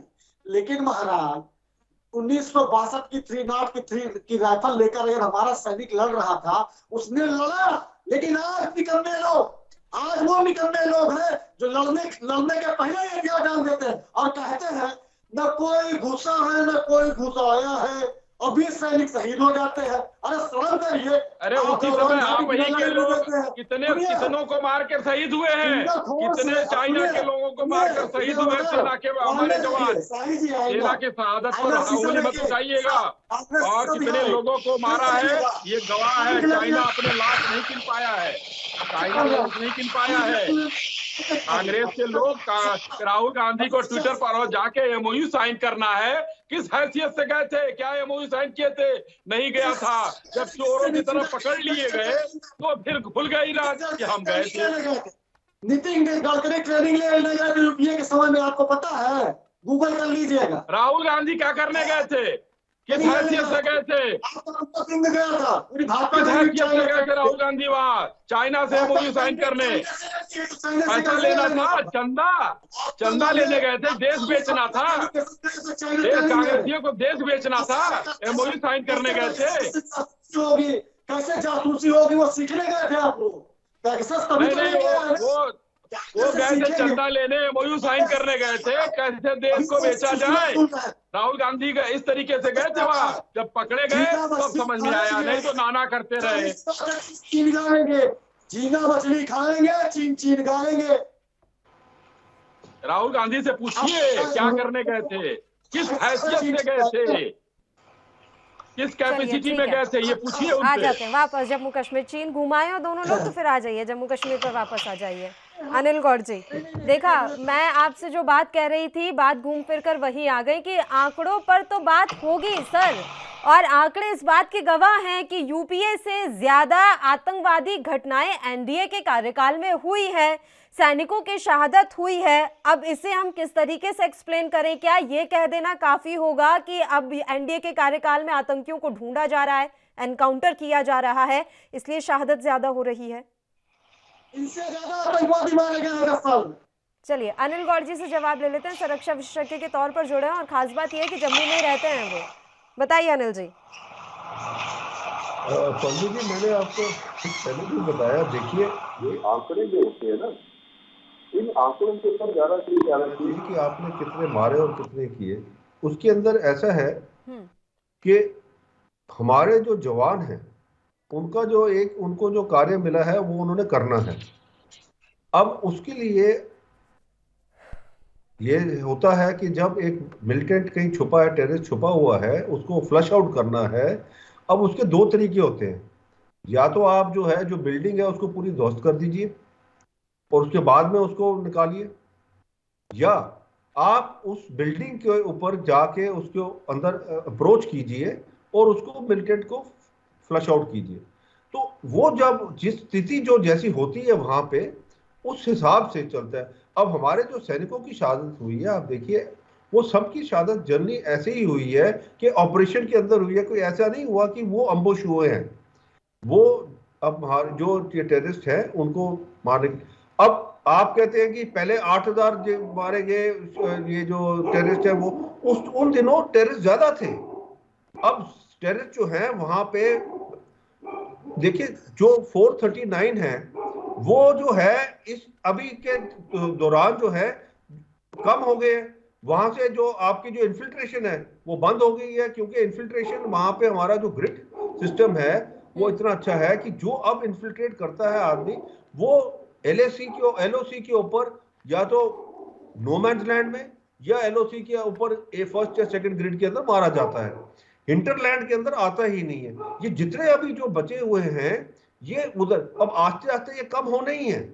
आपके पास जो है अभी आप देखिए आने वाले दिनों में अब आपके पास जो पाकिस्तान ट्रेंड टेररिस्ट हैं वो बिल्कुल कम होंगे, ज्यादा आपके पास वही होंगे जो पाकिस्तान के पैसों के ऊपर यहां पल रहे थे, जिनको हम होम ग्रोन टेररिस्ट कहते हैं और अंडरग्राउंड ओवरग्राउंड वर्कर कहते हैं, वही होंगे अब। क्योंकि अब इन्फिल्ट्रेशन जो है एक तरीके से वो काफी चेक हो गई है और उसके अंदर पाकिस्तान से जो वो कोशिश करते हैं किसी टेररिस्ट को इन्फिल्ट्रेट कराने की, उसकी वही वो जो है एलओसी के ऊपर या इंटरनेशनल बॉर्डर के ऊपर मारे जाते हैं। अब रह गई बात दूसरी, पूछना चाहूंगा, अनुमति हो तो एक सवाल पूछ लीजिए, उसके बाद आप बात करते रहिए। एक सवाल का थोड़ा जवाब गौर जी से दे दीजिए। जी गौर जी थोड़ा शांति से सुनिएगा। गौर जी ये बताइए, आप ये कह रहे हैं कि बॉर्डर पर आप आतंकवादी मार दिए जा रहे हैं, तो क्या आपका कहना है कि 2014 के पहले सैनिक जो थे वो निकम्मे थे, वो बॉर्डर पर नहीं मार पा रहे थे, आज जो है बॉर्डर पर मार दिए जा रहे हैं, उसमें सरकार का रोल कैसे और उसमें 370 का रोल कैसे है, कृपया यह स्पष्ट करें। देखिए ऐसा है, ये क्या नाम आपका, नाम के संदीप जी, ऐसा है 370 के हटने से ये फर्क पड़ा है कि लोग जो है टेररिस्ट के बारे में बता रहे हैं। उससे पहले जो थी नो मैन्स लैंड की सवाल सुन लीजिए, फिर से एक मिनट आप सुन लीजिए ना, आप एक मिनट शांति से आप सुन लीजिए। आप अच्छा ठीक है, एक एक करके बात कर लेते हैं। संदीप जी अब सवाल पूछ ही लिया है तो जवाब ले लेते हैं ना सर से। जम्मू की बात मत करिए। ठीक है, अनिल जी से जवाब ले लेते हैं। संदीप त्रिपाठी जी एक एक करके बात कर लेते हैं सर, और अनिल जी का जवाब एक बार ले लेते हैं। बस एक छोटे से ब्रेक के लिए पहले रुक रहे हैं, फौरन हाजिर होंगे।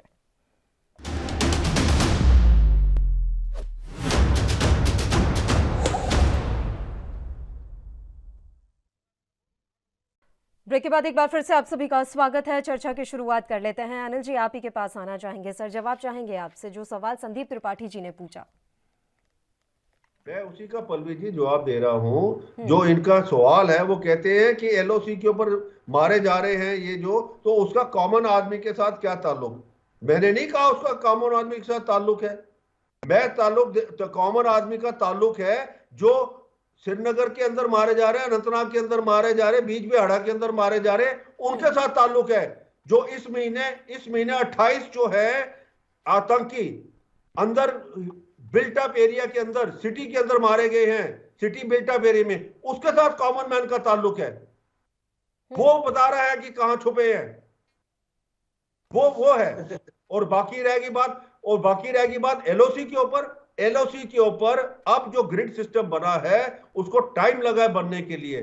देखिए, सबसे पहले आपने जो आपका जो बॉर्डर है वहां पे आपने लाइटिंग शुरू की, फेंसिंग शुरू की, फेंसिंग को फिर स्ट्रेंथन किया, फिर आपने इजराइल के साथ में टेक्नोलॉजी के साथ में उसको फिर स्ट्रेंथन किया, और अब जाके वो स्ट्रेंथन हुए। ये एक दिन का काम तो होता नहीं है कि आप कहें जी आज हुआ है जी 370 हट गया, अब क्यों नहीं आतंकी खत्म हो गए। ये तो ऐसे तो होना नहीं ना।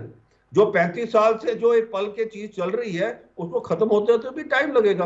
बाकी रहेगी आपकी और बीजेपी के अंदर, आपने जो क्रेडिट और डिसक्रेडिट करना है एक दूसरे को करिएगा, हमें उससे कोई मतलब नहीं है। हमें तो मतलब है कि हमारे को टास्क है कि भाई टास्क ये है कि जो जितने ये आतंकी हैं उनको आपने मार गिराना है। उसके अंदर अगर हमारी शहादत भी होती है हम उसके लिए तैयार हैं, पर हम किसी को भी वहां पे कोई ऐसी कार्रवाई नहीं करने देंगे। हाँ, जो जम्मू कश्मीर पुलिस के पास इंफॉर्मेशन जो थी 370 हटने से पहले जो कम आती थी, वो 370 हटने के बाद ज्यादा आनी शुरू हुई है। और ये चाहे आप डीजीपी साहब से भी पूछ लीजिएगा, ठीक है। मैं और एक सवाल और गौर जी जी अभी आपने बताया कि इसका 370 से बॉर्डर पर जो भी हो रहा है उससे कोई मतलब नहीं है, और 2014 के पहले भी एक प्रक्रिया चल रही थी, वो अपग्रेड हुआ, अच्छी बात है। चलिए, अब एक चीज मैं आपसे एक पर्सनल सवाल पूछना चाहता हूँ, एक जम्मू कश्मीर वासी होने के नाते, क्या आप इस बात का समर्थन करते हैं कि उत्तर प्रदेश का व्यक्ति आपके यहाँ जम्मू में जाकर होटल चलाए और वहां जमीन खरीदे? और अगर आप समर्थन करते हैं तो भाजपा के नेता ही, जो जम्मू के भाजपा के नेता हैं, इस बात का विरोध क्यों कर रहे हैं? इस पे आपकी क्या राय है? ये देखिए, आप एक चीज पूछते हैं कि भाई भारतीय जनता पार्टी विरोध क्यों करती है। भारतीय जनता पार्टी वाले पूछते हैं कि कांग्रेस विरोध क्यों करती है। अब मैं इसके बीच में अब हम चलिए, हमारी राय नहीं, ये सवाल रक्षा विशेषज्ञ से लेने का क्या सर, ये तो सेंस कुछ था ही नहीं। चलिए, बोलिए गौर साहब कुछ कहना चाह रहे हैं, बताइए। एक छोटी सी बात मैं इनको बताता हूं। ठीक है, देखिए ऐसा है संदीप जी, इस स्टेट के अंदर 370 हटने से पहले और 35 से जो है उसको हटने से पहले सबसे बड़ी प्रॉब्लम ये थी कि बाहर का जो आदमी है अगर वो इन्वेस्टमेंट ही करना चाहता है वो नहीं कर सक रहा था। अब 370 हटने के बाद में 35 से हटने के बाद 370 बॉर्गेट होने के बाद 43,000 करोड़ के एमओयू साइन हो गए हैं इंडस्ट्रीज के, होटल के, प्रोजेक्ट्स के आने के लिए। ये फर्क पड़ा है और इसके लिए सारे तैयार हैं। आप कहेंगे जम्मू वाले भी तैयार हैं। पर्सनली कोई घर बनाने के लिए आज यहाँ पे सिर्फ एक दो ने शायद खरीदी होगी जमीन, जैसा कि वो लोकसभा के अंदर बयान दी है, बाकी किसी ने घर पर्सनल खरीदने के लिए नहीं किया। सारे बिजनेस के लिए आ रहे हैं यहाँ पे कोल्ड स्टोरेज एस्टेब्लिश करने आ रहे हैं, होटल एस्टेब्लिश करने आ रहे हैं, बड़ी चेन जो है 5 स्टार डीलक्स चेन जो है वो करने आ रहे हैं। यहाँ ड्राई पोर्ट एस्टेब्लिश हो रहा है। आप बताइए मेरे को, जब ये सारा कुछ होगा तो उसकी एम्प्लॉयमेंट किसको मिलेगी? जो निवासी हैं यहाँ के, जो आज यहाँ पे बैठे हैं, जो सबसे हाईएस्ट अनएम्प्लॉयमेंट है जेएनके के अंदर। और वो अनएम्प्लॉयमेंट दूर तभी हो सकती है जब यहाँ पे, क्योंकि हम इंडस्ट्रियली बैकवर्ड एरिया हैं और जब तक इंडस्ट्री नहीं लगेगी, हमारे इकोनॉमिक एक्टिविटी यहाँ नहीं होगी, तब तक हमारी अनएम्प्लॉयमेंट दूर नहीं होगी। चलिए, ठीक है संदीप त्रिपाठी, तो ये है। और इसके लिए जम्मू वाले भी और कश्मीर वाले भी, इनमें कोई वो नहीं है कि कोई इतराज कर रहा है इसको। हाँ, इतराज जो एक वो भाजपा नेता क्यों विरोध कर रहे हैं, कौन से भाजपा नेता विरोध कर रहे हैं, ये तो जवाब अश्विनी शाही जी ज्यादा बेहतर तरीके से दे पाएंगे। संदीप त्रिपाठी जी, सवाल ये है सर, कुछ एक चीज है तो आप लोग भी मानेंगे ना सर, सेना को फ्री हैंड देना, जम्मू कश्मीर में पत्थरबाजी की घटनाओं में 90% की कमी आना, वहां पर जो इन्वेस्टमेंट किया जा रहा है, खुद प्रधानमंत्री के द्वारा वहां पर इतने उद्योगों को लगाने की घोषणा की गई है, 456 या 460 एमओयू भी वहां के लिए साइन हुए हैं। इन सब चीजों को मान रहे हैं या फिर इन्हें भी नकारना चाहेंगे आप? देखिए, पहली बात तो शायद आप लोगों को या हमारे गौर जी को ये नहीं पता है, वहाँ 5 स्टार होटल पहले भी बने हैं और बाहर के ही लोग ले जाकर बनाए हैं। पहले सिर्फ ये होता था कि संदीप जी, जमीन का ना ना ना, आप एक मिनट सुन लीजिए, एक मिनट अरे सुन लीजिए, आपको मैं यहाँ यहाँ के करेक्ट कर दूं। लोग सुन लीजिए, मैं करेक्ट कर अपना बता रहा हूँ, ना, सुनिए ना। मैं सिर्फ आपको एक छोटी सी करेक्शन दे रहा हूँ, छोटी सी करेक्शन दे रहा हूँ। जो 5 स्टार होटल बने हैं ना वहां पे वो लोकल्स के साथ उनके, जब ये एक मुहिम उठी थी कश्मीर के अंदर कि बाहर का नहीं इन्वेस्टमेंट कर सकता, उसको लोकल के साथ करना पड़ेगा। आप ले लीजिए, चाहे वो आईटीसी का बना है चाहे वो दूसरा बना है, उसके अंदर लोकल की है, उसके अंदर शमूलियत, तब जाके बने हैं वो, आज नहीं है वो। आज आप डायरेक्ट जाके वहां बना सकते हैं, वो फर्क है। जी जी बताइए जी, त्रिपाठी। बिल्कुल बिल्कुल, बहुत अच्छी है बात आपने बताई। यही बात मैं कहना चाह रहा था, जो आपने बात बताई। तो पहले भी लगते रहे हैं होटल, मैं ये कह रहा हूँ, और बहुत सारे उद्योग पहले भी लगे हुए हैं। ऐसा नहीं है कि वो उद्योग विहीन एरिया है, पहली बात। और दूसरी बात, आपकी जानकारी के लिए एक चीज और मैं बता दूं कि अगर आप ये कहते हैं कि आप अभी हरियाणा, एक उदाहरण, या गुजरात ले लीजिए, गुजरात सरकार ने एक बिल लेके आए अपने विधानसभा में कि वहां की नौकरी में 75% भागीदारी गुजरात के लोगों की रहेगी, 25% ही बाहर के लोग रोजगार पाएंगे। अगर ये ऐसा कोई बिल गुजरात लाए तब ठीक है, अगर ऐसी ही बात जम्मू के लोग करें तो खराब कैसे? ये बात उठनी चाहिए ना। जम्मू के लोगों का क्या अधिकार गुजरात के लोगों के बराबर अधिकार नहीं है, या हरियाणा के बराबर का अधिकार नहीं है, या महाराष्ट्र के बराबर का अधिकार नहीं है? क्यों? और तीसरी चीज, अगर आप ये कहते हैं कि जम्मू हमारा एक राज्य है, हमारे देश का अभिन्न अंग है, तो आपको ये भी कहना पड़ेगा कि जम्मू के जो लोग हैं वो भी हमारे लोग हैं। आपको जम्मू तो चाहिए, कश्मीर तो चाहिए, लेकिन कश्मीर के लोग नहीं चाहिए, जम्मू के लोग नहीं चाहिए, लद्दाख के लोग नहीं चाहिए। नहीं तो ये ये कौन नहीं इनकार हो कर रहा है? किसने मना किया? क्या प्रधानमंत्री मेरे को- आकर बोल मेरे के को- गए कि जम्मू ये कश्मीर के पता लोग नहीं हमें नहीं कहाँ चाहिए? से- या पूरे भारत में अपनी जम्मू चोरी कश्मीर के लेके लोग आए नहीं हैं रहते संदीप हैं, जी। पढ़ाई के लिए आप छात्र अपनी नहीं चोरी जाते? ये लेके आए। कैसी बातें कर रहे हैं सर आप? किसने क्या अनिल हुआ? गौर जी को आप क्यों तो बिठा है, रखा है हमने? इस संदीप हिसाब जी, से तो हमें इनसे बात ही आपने नहीं करनी गुजरात चाहिए का- थी। गुजरात का हवाला दिया, आपका लीजिए। महाराष्ट्र के और अंदर, सबसे- महाराष्ट्र के अंदर जहां आपकी सरकार है कोalition में, उसने क्या किया? उसने भी उधर बिल लाया है कि जी 90% पर जो है नौकरी सिर्फ लोकल को मिलनी चाहिए। अरे तो यही तो मैं कह रहा हूँ, अगर तो जम्मू सर के लोग ये बात करते विधानसभा हैं तो बनने गलत तो है। दीजिए, जम्मू के वहां लोग- लोकतंत्र जम्मू की के पूरी लोग- तरीके से बहाली होने तो दीजिए त्रिपाठी जी। जब वहां चुनाव जी, होंगे, वाह, वाह, विधानसभा स्थापित होगी, वहां के लोकल विधायक होंगे, सरकार चलेगी, तब इस तरह की योजनाएं लाई जाएंगी। आपको बिल्कुल भी विश्वास नहीं है? क्या पता आप ही की सरकार बन जाए वहां पर? मैं बिल्कुल आता हूँ इसी बात पे, यही मैं आगे कहने जा रहा था। आप देखिए कि किस तरह से लोकतंत्र का गला जम्मू कश्मीर और लद्दाख में घोटा जा रहा है। आप ये बताइए, हमने बताया कि 370 में 21 बार संशोधन हुआ है, तो उसकी एक प्रक्रिया और थी, आपने उस प्रक्रिया को खत्म किया। हमने विरोध 370 के संशोधन का नहीं किया, हमने संशोधन के करने के तरीके का विरोध किया। वो कैसे?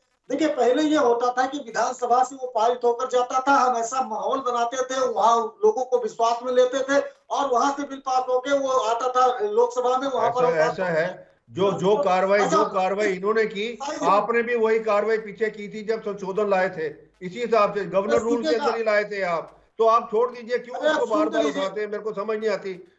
जब आप करें तो ठीक, बीजेपी करे तो गलत। अब ये अननेसेसरी का विरोध है। मेरे को एक चीज बताइए, जम्मू कश्मीर के लोग खुश हैं कि 370 चला गया है, कांग्रेस को क्या तकलीफ है इसके अंदर, ये मेरे को समझ नहीं आती। सुनिएगा महाराज, हो गया आपकी बात, अब मैं जो कहना चाहता हूँ सुनने की बात क्या है? सुनने की आप फिर वो इसी को लगे हुए जी, हमारे उसको तरीका गलत है। अरे भैया, आपने वो तरीका दिखाया जब पहले आपने किए संशोधन, उसके अंदर कांग्रेस ने किए थे संशोधन, वही तरीका बीजेपी ने क्या किया? सुनिएगा, अरे तो बात सुनेंगे, उसमें सुन लीजिए, बीजेपी गलत हो गई, आप ठीक रह गए। मैं भाषा का तो रोकता नहीं हूँ, आपको सच्चाई बता रहा हूँ। आप सच्चाई सुनना नहीं चाहते। कांग्रेस वालों के अंदर एक प्रॉब्लम है कि वो सच्चाई सुनना नहीं चाहते। जब मैं ये बात कहता हूँ, आप कहते हैं मैं भाजपा का विरोध करता हूँ, जब मैं भाजपा के खिलाफ कहता हूँ, भाजपा कहती है कि मैं कांग्रेस का विरोध करता हूँ। कमाल हो गया। सर एक बार जवाब ले लेते हैं। आपका सम्मान करता हूँ, लेकिन मेरी बात तो होने दीजिए। ठीक है, बोलिए त्रिपाठी मैं जी। आपका सम्मान करता हूं, मेरी बात तो आने दीजिए। हम्म। देखिए, अभी आपने कहा कि हमने किस बार संशोधन किया, 22वां संशोधन में आपको आपत्ति क्यों? देखिए, उसका जैसे मैंने बताया कि विधानसभा में पास होके वो बात आती थी और लोकसभा के माध्यम से, राज्यसभा के माध्यम आपने से, विधानसभा का नहीं लिया था रूल जनाब, आप देख लीजिए उसको। अरे सुनिएगा, नहीं, आप पहले अपना, आप गलत बोल रहे हैं ना, आपने अपना पढ़ा ही नहीं। आपने संशोधन लाया गवर्नर रूल के अंदर, जैसे जैसे अब भाजपा ने लाया उसी तरीके से। तो ये गलत अरे कैसे हो सुनिए गए और तो, आप ठीक कैसे हो गए? अरे हमें बता रहा हूँ, सुनिएगा। सुनाइए संदीप जी, सुनाइए। देखिए, पहले इन्होंने क्या किया, विधानसभा भंग कर दिया। जब ये 370 के संशोधन का कानून आया तो पहले विधानसभा भंग कर दी गई, और इस देश में एक बिल आया 370 हटने के, जो संशोधन हुआ उसके पहले एक बिल आया, आप समझिए, लोकसभा में और राज्यसभा में। उसमें यह कहा गया, ये देश में पहली बार हुआ है, बहुत पॉइंट की चीज कह रहा हूं, कि विधानसभा भंग होने के बाद उसके सारे अधिकार राज्यपाल को निहित हो जाएंगे। ये संशोधन इसके पहले लाया गया, दिल्ली आया संदीप जी, आपको ठीक कर दूं, ये बिल नहीं आया। वो आप गलत बोल रहे हैं ना, आपको पता नहीं। कॉन्स्टिट्यूशन पढ़ लीजिए, कॉन्स्टिट्यूशन पढ़ लीजिए। जब यहाँ का विधानसभा भंग होता है उसके सारे इख्तियार गवर्नर के पास होते हैं। आप पहले कॉन्स्टिट्यूशन पढ़ लीजिए। वो सेना में सेवाएं दे चुके हैं, वो बताना चाह रहे हैं कि किस तरह का प्रोसेस रहा है। इसमें दलाली और ऐसे शब्दों का इस्तेमाल की कहाँ आवश्यकता पड़ जाती है सर? वो जम्मू के निवासी हैं, उनके सेंटिमेंट ज्यादा जुड़े हुए हैं सर। मेरे को संदीप जी, आप चलो इतना कुछ कह रहे हैं, मेरे को सिर्फ एक चीज का जवाब दे दीजिए, एक चीज का जवाब दे दीजिए जी। यूसुफ शाह को सलाउद्दीन किसने बनाया? बस इसका जवाब दे दीजिए। यूसुफ शाह जो था, एक लेक्चरर था, तासी की इलेक्शन लड़ा, आज वो सलाउद्दीन बना हुआ है। उसको किसने बनाया ये सलाउद्दीन?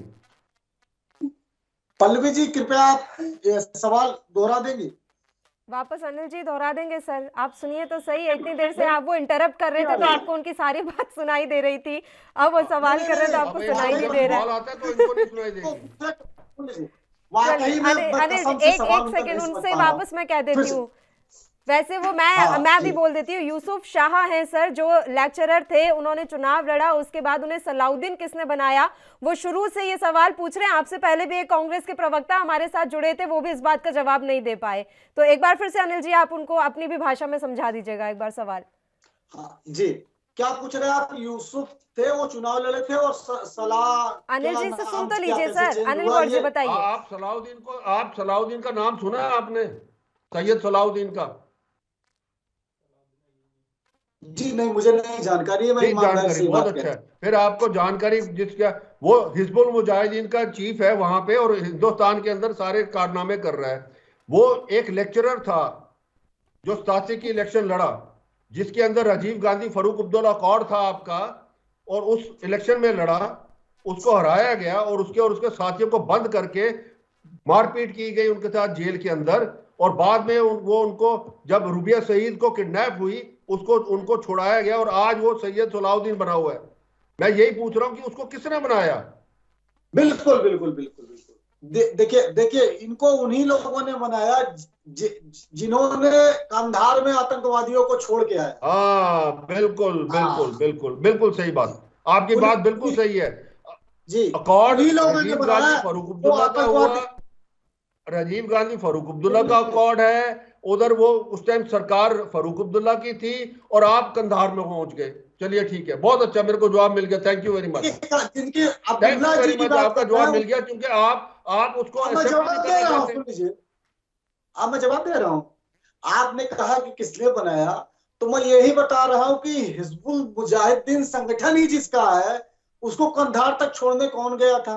बिल्कुल नहीं, वो हिजबुल मुजाहिदीन का नहीं है संगठन, वो लश्कर तैयबा का है, जिसको गए थे वहां पे। आप पहले अपना एक समझ लीजिए, ये कौन सी है लश्कर तैयबा, कौन सी है हिजबुल मुजाहिदीन, कौन सी है, और जैसे मोहम्मद कौन है, पहले वो समझ लीजिए आप।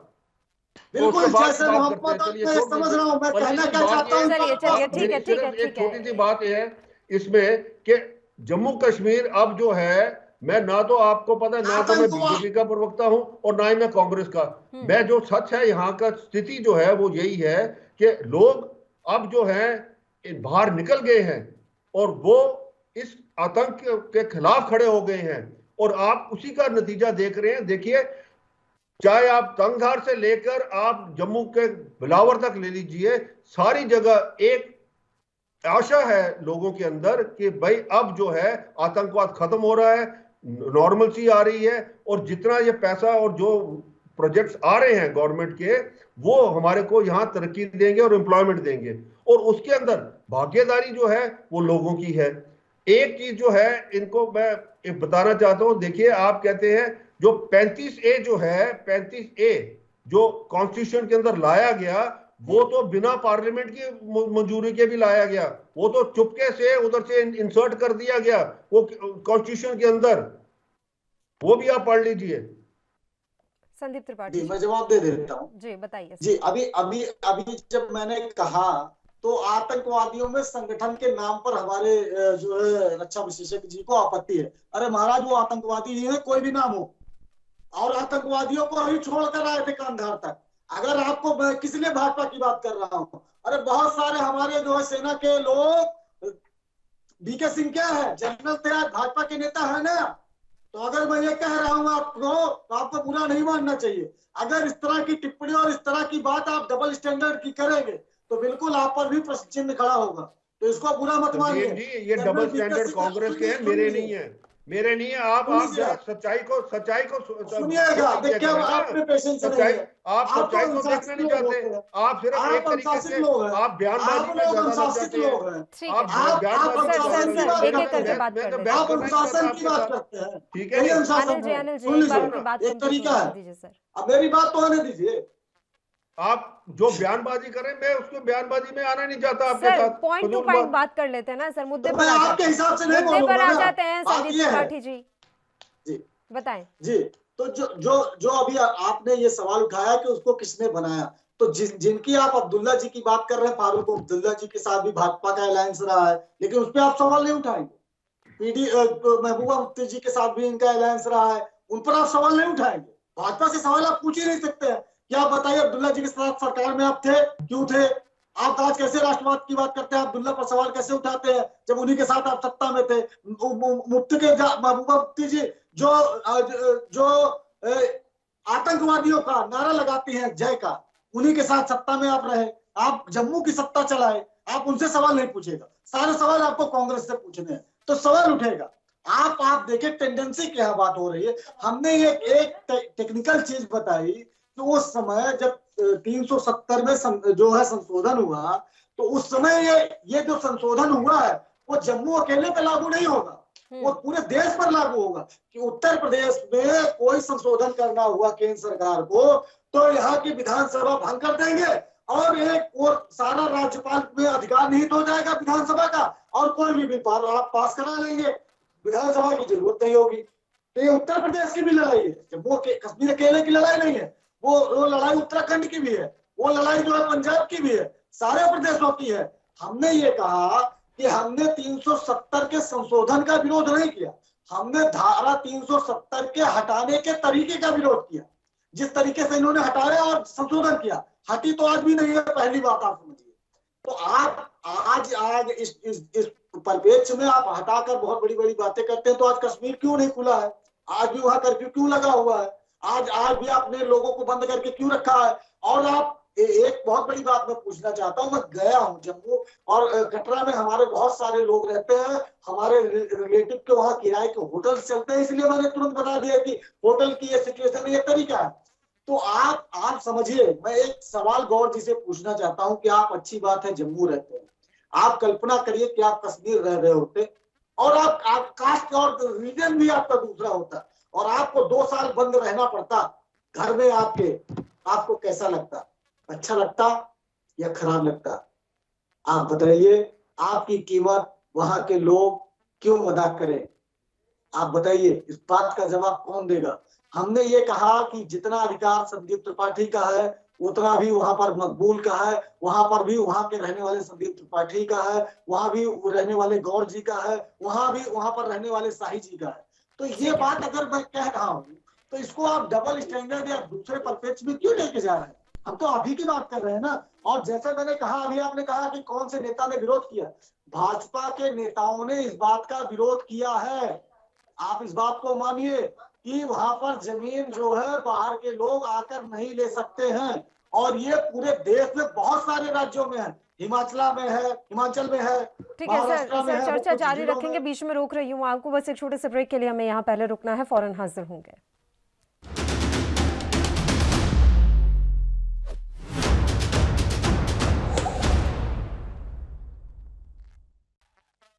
ब्रेक के बाद एक बार फिर से आप सभी का स्वागत है। चर्चा की शुरुआत कर लेते हैं। संदीप त्रिपाठी जी हमारे साथ लगातार बने हुए हैं और अनिल गौड़ जी भी रक्षा विशेषज्ञ के तौर पर चर्चा में लगातार हमारे साथ जुड़े हुए हैं। संदीप त्रिपाठी जी, कुछ सवाल मैंने आपसे किए थे सर, मैं चाहती हूं कि अब आप उनका जवाब दे दीजिए। सबसे पहला सवाल तो यही था मेरा कि फ्री हैंड, सेना को फ्री हैंड देने को लेकर जो फैसला मोदी सरकार की तरफ से लिया गया था, क्या आप उससे सहमत नहीं है? पत्थरबाजी की घटनाएं जो घाटी में कम हुई है, क्या उससे भी इत्तेफाक नहीं रखते? MOU इतने साइन किए गए, उद्योगों को वहां विकसित करने के लिए सरकार प्रयास कर रही है, केंद्र सरकार, क्या उससे भी आप सहमत नहीं होते हैं सर? बहुत सारे 5 साल में हुए, कितने उद्योग लगे हैं बताने की जरूरत नहीं है। वो MOU किस तरीके से भाजपा के साइन होते हैं, कहाँ पे लगता है उद्योग, आज तक उत्तर प्रदेश पाया, जम्मू वाले ढूंढ ले, अच्छी बात है। और अभी आपने पत्थरबाजी की बात कही, पत्थरबाजी की घटनाएं कम हुई, अच्छी बात है, हम उसका स्वागत करते हैं, वो अच्छा कदम है, बढ़िया है, आपने कंट्रोल किया। लेकिन वो कैसे हुआ? अभी लोग घरों में बंद हैं, आप पहले उसको सामान्य तो करिए। सामान्य होने के बाद अगर ये घटनाएं कम रहती हैं तो बिल्कुल मैं बड़ाई करूंगा और सार्वजनिक मंच से कहूंगा। और थोड़ा गौर जी से एक सवाल मेरा पर्सनल है, और वो आपके फील्ड का है। पहले आप मुझे बताइए सर, सामान्य कैसे? क्या वहां पर BDC के चुनाव नहीं हुए? घर में बंद होकर ही सारे BDC के चुनाव करवा दिए गए? जो वोट डालने गए थे वो बीजेपी के और NC के कार्यकर्ता होंगे, ऐसा मान लेते हैं। स्कूल बीच में खुले थे सर, कोविड के कारण तो पूरा देश घर में पैक हो गया था, उसकी वजह से फिर से स्कूल बंद हो गए, वो भी आप नहीं मानेंगे, आपके हिसाब से वो भी सामान्य नहीं था। अस्पताल कितने खुले, वो भी आप नहीं मानेंगे, वो भी आपके लिए सामान्य नहीं था। तो सामान्य क्या होता है? और सामान्य की तो सबसे बड़ी हम बात ये कर रहे हैं कि सर आप देखिए ना, वहां पर BDC के चुनाव करवाए गए, हर तीसरे दिन महबूबा मुफ्ती कहीं ना कहीं जनसभा कर रही होती हैं, ये भी सामान्य नहीं है। सामान्य की परिभाषा मुझे बताइए कि सामान्य की परिभाषा क्या है? वहाँ के नेता बंद हैं, इस बात को आप मानती हैं या नहीं, ये भी झूठ है। क्या आप अगर ये आपने कहते सुना हैं कि जब से महबूबा मुफ्ती कितनी बार जनसभा कर चुकी हैं? क्या आपने जाना? महबूबा आंकड़े मुफ्ती जुटाए? पहले- आप 1 महीने का मुझे बता दीजिए सर, जनवरी में कहाँ कहाँ गई है महबूबा मुफ्ती? कौन कौन बंद है? फारूक अब्दुल्ला, गुपकार इनकी जो गठबंधन है वो बैठक कितनी बार कर चुके हैं? कौन नजरबंद है? और सामान्य होता क्या है? सामान्य की परिभाषा बताएं।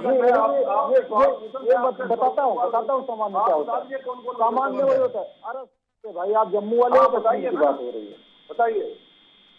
अभी आप कह रहे थे कि देखिए जम्मू कश्मीर के लोग नहीं चाहते, आप ही कह रहे हैं ये जम्मू वाले शांत नहीं होते। आप देख लीजिए कौन नहीं चाहता जम्मू कश्मीर के लोगों को।